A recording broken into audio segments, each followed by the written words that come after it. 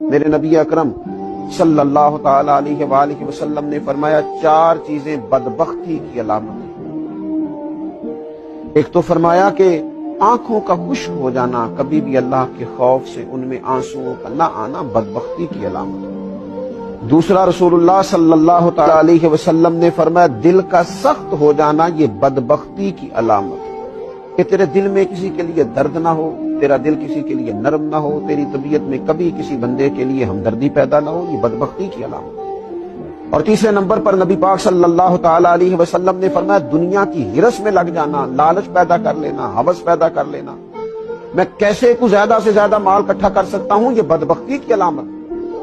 یہ دیکھیے یہ کس طرح کے روحانی امراض ہیں جو بندوں کو جکڑ لیتے ہیں اور ان کی روحانی زندگی کو برباد کرتے ہیں۔ چوتھے نمبر پر میرے نبی پاک صلی اللہ تعالی علیہ وآلہ وسلم نے فرمایا لمبی امیدیں وابستہ کرنا،